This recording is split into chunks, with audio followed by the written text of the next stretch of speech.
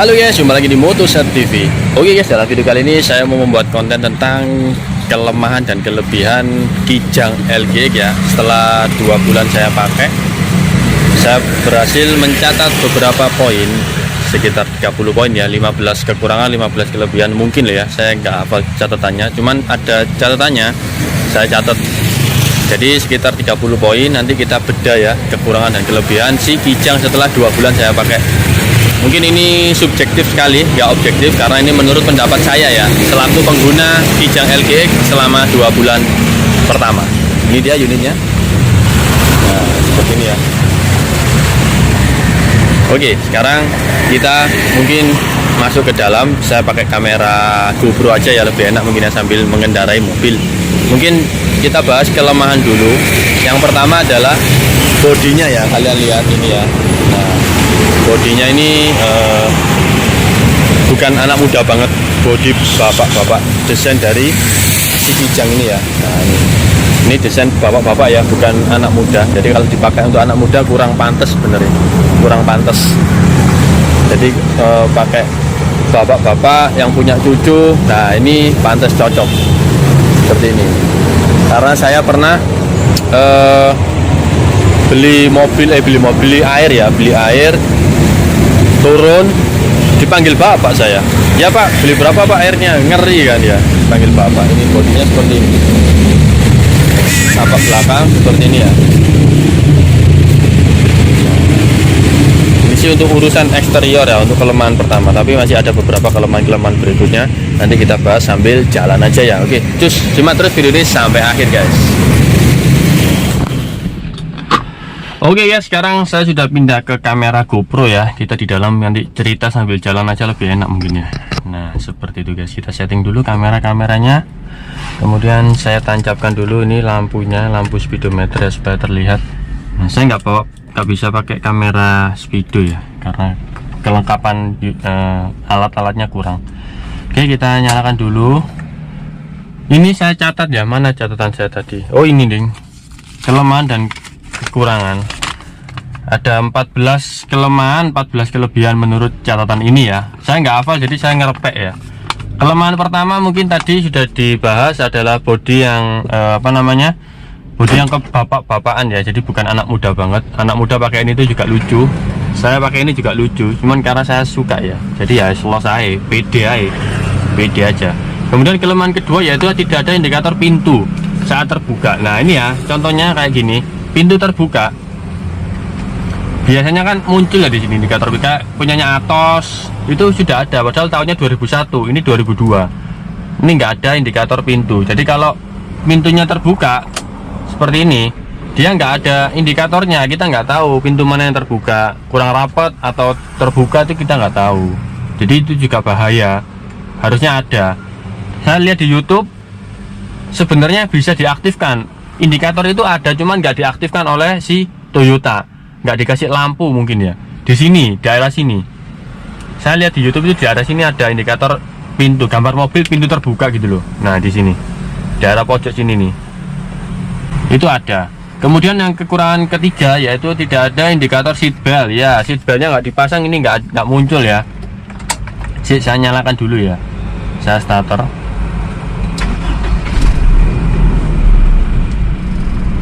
Oke, saya nyalakan AC, saya tutup.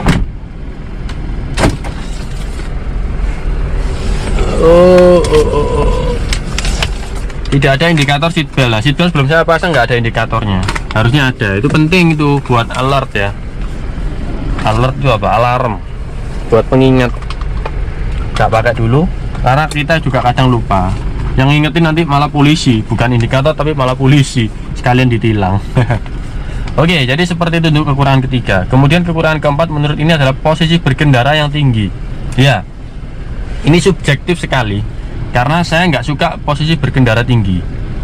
Nah, saya itu tingginya 175, sudah tinggi, posisi berkendaranya tinggi pula, jadi nggak enak. Saya lebih suka yang sedan look, atau yang kayak sedanan ya, yaitu agak-agak mendelep, agak-agak tenggelam. Nah itu saya lebih suka. Ini dengan Atos, menurut saya lebih enak Atos untuk posisi berkendaranya, karena dia Atosnya agak mendelep gini. Nah saya lebih suka. Kali ini agak tegak seperti ini ya, tegak. Kemudian dengkulnya ini agak tegak gini. Paha nggak terasa, nggak sempurna sebenarnya loh ya.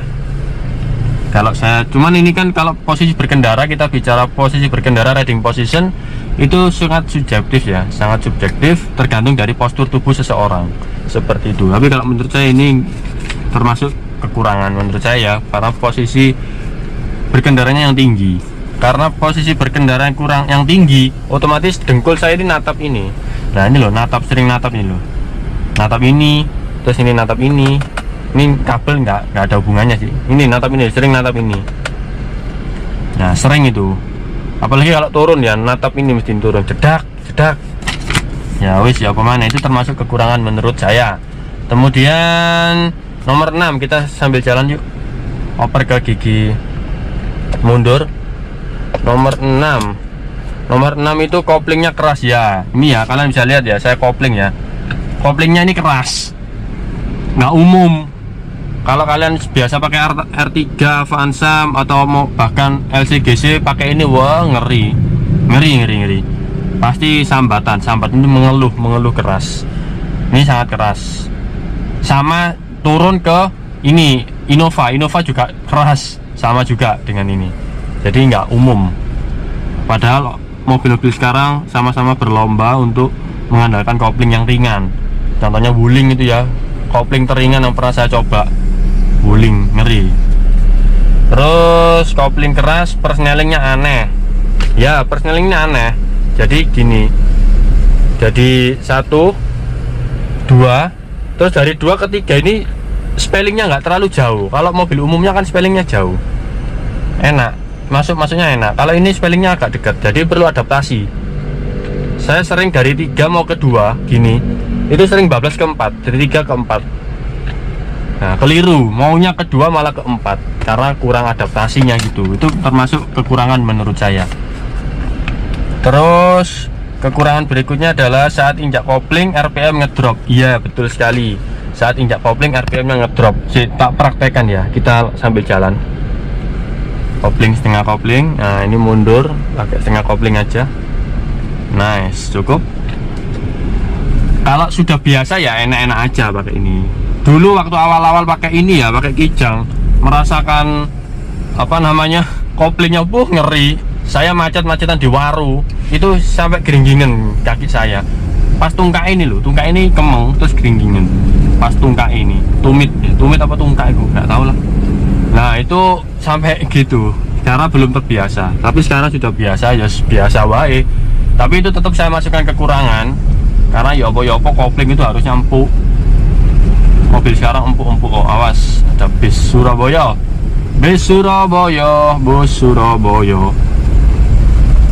Termasuk kekurangan, karena nanti kalau hampir kalau kalian apa namanya, kalau kalian beli Kijang itu supaya nggak kaget seperti itu guys.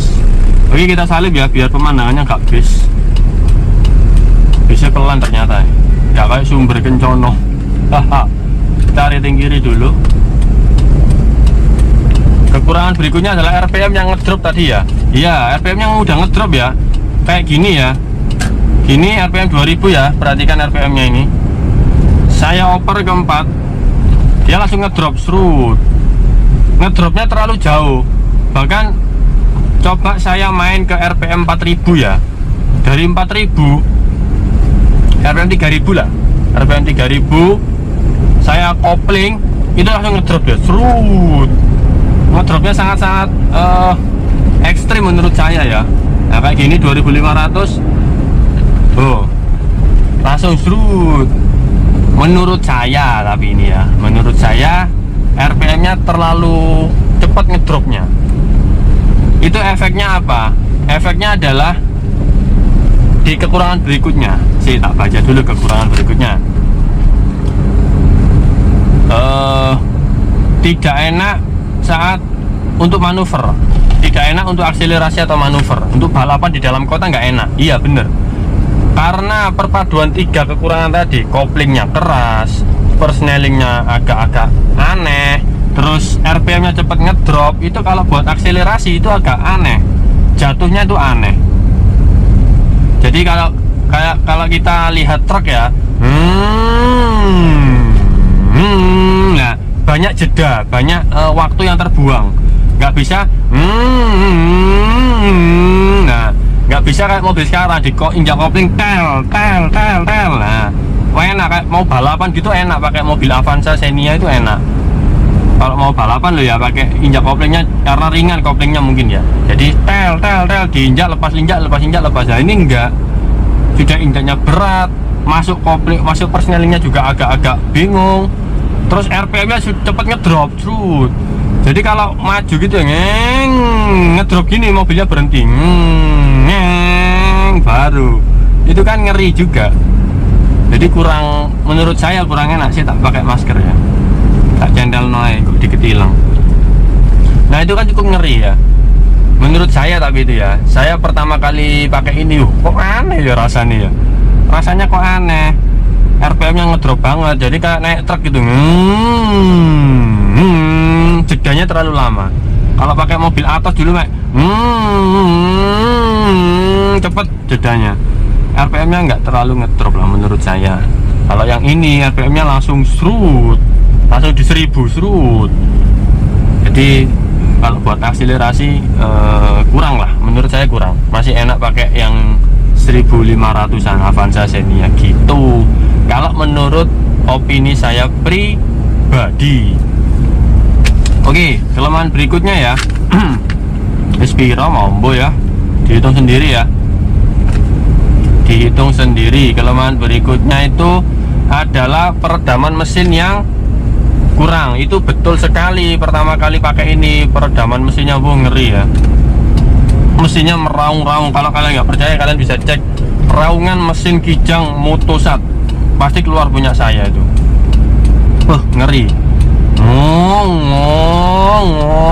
Nah, tapi lama-kelamaan jadi suka, karena itu ciri khasnya si Kijang, suara raungan mesinnya meraung-raung, nah itu enak gitu loh. Kalau kalian nggak percaya, saya buktikan ya bentar lagi ya. Saya oper kedua, kalian lihat raungan mesin sama RPM ya. RPM mudah ngedrop ini.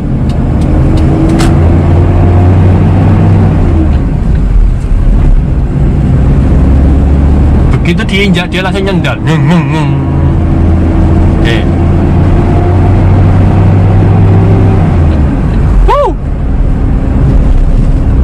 Raungan mesinnya. Nah itu raungan mesin, bukan raungan mesin, peredaman mesinnya itu kurang. Kalau menurut saya ya itu kekurangan. Namanya peredaman mesin harusnya bisa diredam dengan sempurna. Tapi lama-lama saya suka, lama-lama saya jatuh cinta dengan raungan mesinnya si Kijang. Lama-lama itu, padahal cuma 2 bulan saya pegang, tapi seminggu gitu saya suka. Karena sebelumnya saya juga sudah paham lah Kijang itu karakternya gimana. Memang karakternya seperti itu Kijang itu. Kita berdiri di sebelahnya mesin idle aja loh, dia iki mobil apa sih ya. Kayak gini, orang gini ya, pada motoran dia pasti noleh. Ini suaranya kenceng,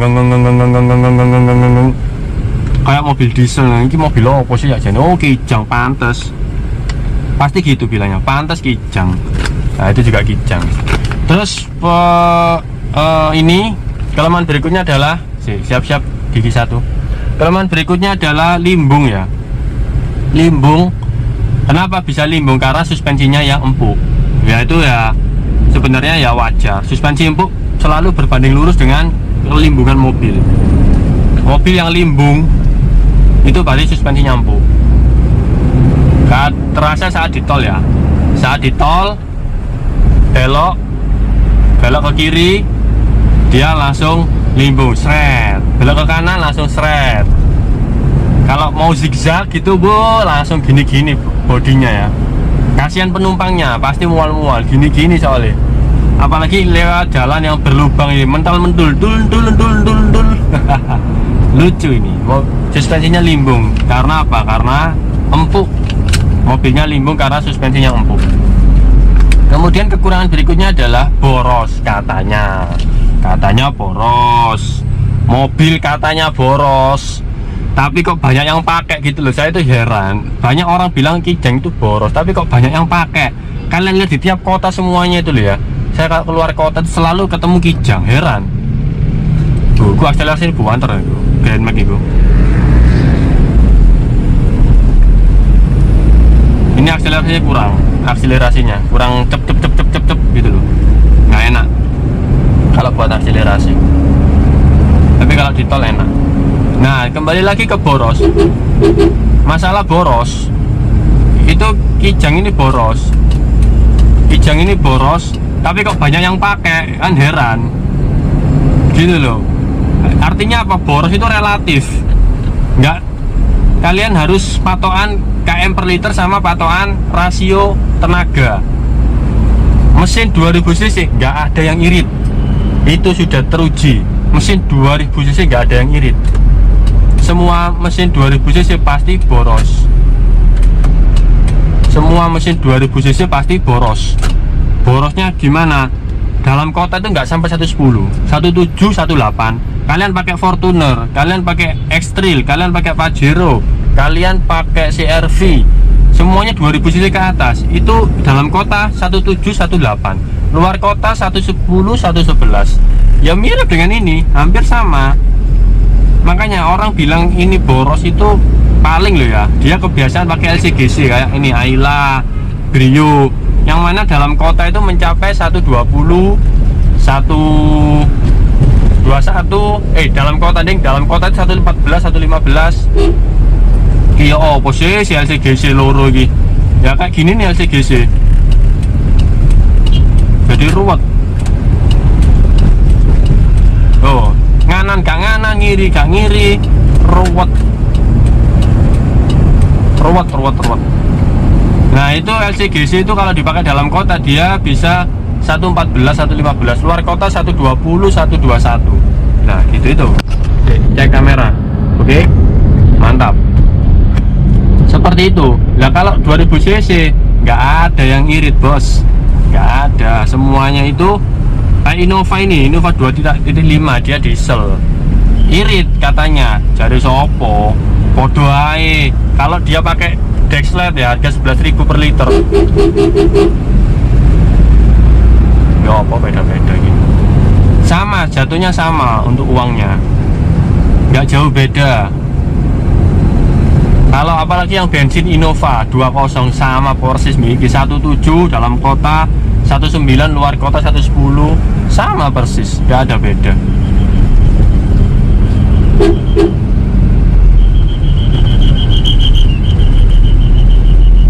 Nah, seperti itu ya. Jadi kalau bilang boros, ini stigmanya di masyarakat, Kijang itu boros. Ya wis lah, dituruti aja ya. Tak masukkan kelemahan. Kijang itu boros. Kalau dibandingkan Avanza ya bener. Kalau orang-orang bandingkannya dengan LCGC ya bener. Tapi kalau bandingkan dengan Innova, dengan X-Trail, dengan Fortuner, ya enggak, sama aja. Borosnya sama. Ini Surabaya Malang PP 200.000. Kalau saya pakai Atos dulu PP 120, 100.000. Nah, selisihnya 2 kali lipat memang. Cuman sisinya memang beda, tenaganya beda. Boros tapi tenaganya badak kan lumayan, nggak masalah buat saya. Oke, itu ya kelemahan berikutnya boros menurut orang-orang. Oke, selanjutnya adalah harga spare partnya mahal dan susah. Betul, untuk yang varian ini yang 2000 cc harga spare partnya lebih mahal daripada yang 18. Spare partnya semua lebih mahal daripada 18, 1800 ya kan. Kijang ada dua toh, 1800 sama 2000 cc yang kapsul ini. Spare partnya jauh lebih mahal, bukan jauh sih, tapi lebih mahal daripada 18. Spare partnya lebih mahal dari 18. Contohnya ya kayak seal askrok itu kalau yang 18 sekitar 100.000, 90.000. Kalau yang ini 2000 cc ini 150 ribuan, 150.000. Berarti selisih. Kabel speedo kemarin juga selisih. Terus termostat juga selisih. Termostat itu juga selisih ya dengan yang 18. lebih mahal yang ini 2000 cc. Ini digolongkan spare partnya Innova, soalnya Innova 20, Innova 2000 cc bensin. Nah, digolongkan itu makanya dia lebih mahal. Itu kelemahan berikutnya. Kemudian selanjutnya adalah ini pajaknya mahal. Iya, pajaknya ini lebih mahal daripada 18. Ini pajaknya 2,3 ya, yang 2000 cc EV ini tahun 2002. 2,3 juta plat L, 2 juta up lah pokoknya, 2 juta lebih untuk pajaknya. Nah, kalau yang 1800 cuman 1,5 juta atau 1.600.000 gitu toh. Selisihnya hampir 700.000 lah, selisihnya segituan. Jadi pajaknya mahal, spare partnya juga lebih mahal dari yang 18 loh ya. Untuk ketersediaan juga agak susah yang spare part 20 ya. Nggak semua toko ready. Kan ini kan pikir saya brand Jepang toh, brand Jepang otomatis spare partnya murah. Ternyata enggak juga. Dan mudah, ternyata juga enggak juga. Yang ini agak susah. Lebih mudah pakai Atos dulu, spare part di Korea Motor itu lebih mudah. Pakai ini agak susah cari spare partnya. Oke, pajak sudah, spare part sudah. Itu tok sih. Apa mana ya, posisi berkendara, kaki, boros, peredaman mesin, limbung, kopling gas. Oke, sudah selesai. Mungkin cuman itu tok kekurangan-kekurangan yang bisa saya sampaikan, karena saya masih baru 2 bulan toh. Sekarang kita bahas kelebihan. Nah, ini seru ini.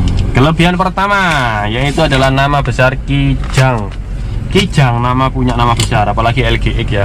Oh, itu mobil ini mobil nostalgia ini. Kijang itu zaman dulu adalah yang punya orang-orang kaya. Kalau sudah punya Kijang dia berarti kaya. Diibaratkan ini tingkat kesuksesan seseorang. Orang yang halaman rumahnya ada Kijang itu berarti orang itu sukses. Nah, sekarang juga sama, masih sama. Kijang itu di mata masyarakat, Kijang LGX ini ya, itu sangat spesial, sangat spesial. Mungkin karena melegenda, karena membekas di hati ya. Jadi sangat-sangat memiliki kenangan yang indah. Jadi kesannya pakai Kijang itu ngeten, orang mampu, orang bagus, kemudian juga berwibawa. Kijang itu wibawanya tinggi, Kijang LGX ya. Itu guys, itu yang pertama. Nama besar Kijang dengan tagline Kijang, dia ada duanya. Jadi nggak ada duanya, habis satu langsung 3, 1, 3, 4, 5. Oke, itu kelebihan pertama. Kelebihan kedua adalah kabinnya kedap. Betul sekali, kabin kedap. Kalau nggak percaya saya buka dikit, kita dengarkan suara solarnya ini, suara solar si L300 sebelahnya. Nanti pas jalan tak tunjukkan ya. Kita tutup, langsung seret. Apalagi di tol, kedapnya luar biasa. Kanan kiri ini kedap kabin. Yang nggak kedap itu suara mesin, itu nggak kedap sama sekali suara mesin. Cek GoPro, aman. Itu kedap kabin ini nggak kedap sama sekali. Tapi untuk ini suara kabin yang ini kanan kiri ini atas ya, plafon kedap sekali, bagus, saya acungi jempol. Kemudian yang ketiga, yang selanjutnya adalah tenaganya badak ya, 2000 cc otomatis tenaganya badak. Untuk tanjak-tanjakan kalian sudah lihat video-video saya sebelumnya, tanjakan dilibas semua, anti melorot, wis pokoknya enak, sesuai dengan konsumsi BBM nya. Tenaga badak, BBM agak boros itu nggak masalah bagi saya karena sesuai. Terus yang ketiga adalah plat bodinya tebel. Ini mobil lama itu plat bodinya semua tebel-tebel, bagus-bagus, catnya lebih tebel daripada mobil-mobil sekarang seperti ini, kaleng-kalengan seperti ini. Itu. Terus berikutnya adalah suspensinya empuk. Ya, suspensinya empuk. Tadi sudah saya jelaskan di kelemahan. Mobilnya limbung karena suspensinya empuk. Suspensi empuk enak buat untuk dipakai dalam kota. Nah, santai-santai gitu ya, enak. Was, udah hijau. Bumper kedua. Nice. Oke, bentar aku tak beriting kanan dulu.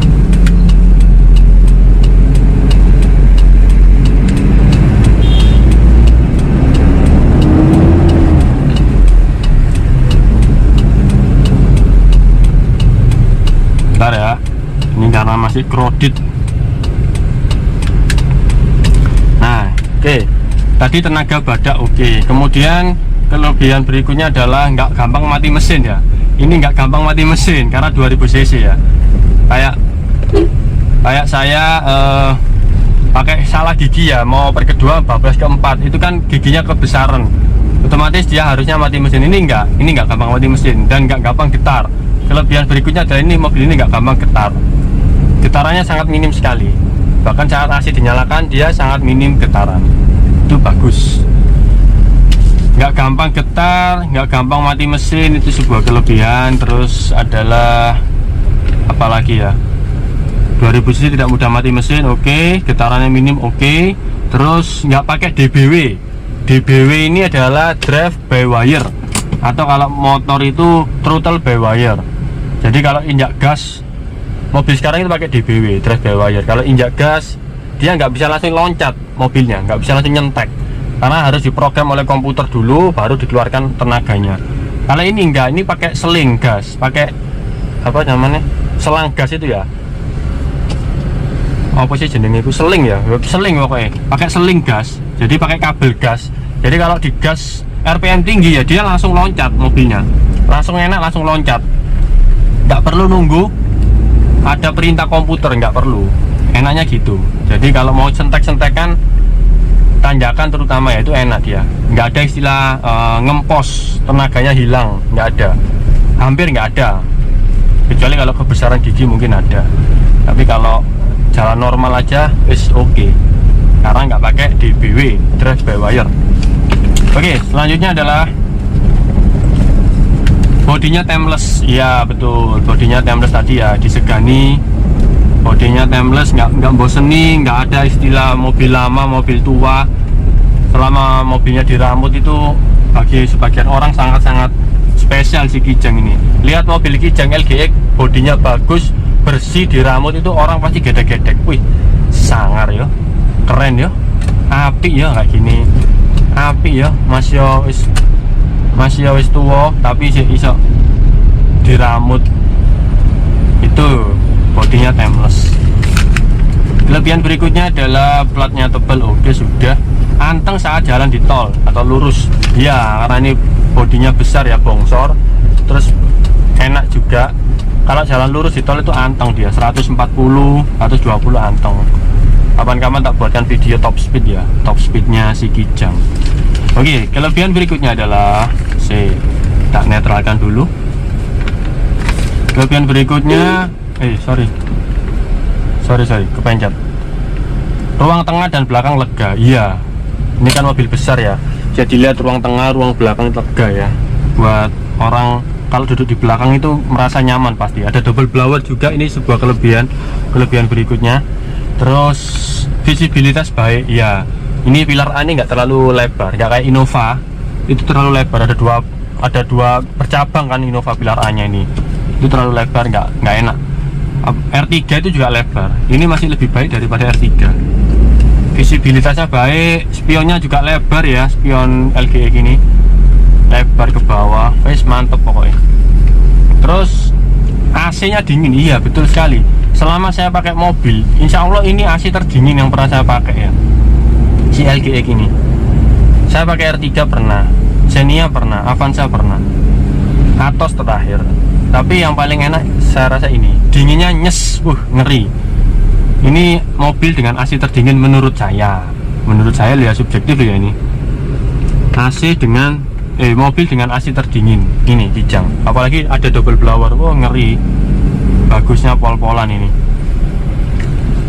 Kalau di teman saya ya, di Om Yayan itu ya, pernah ngetes LGX itu suhunya sampai 2 derajat, sampai 2 derajat suhu maksimalnya.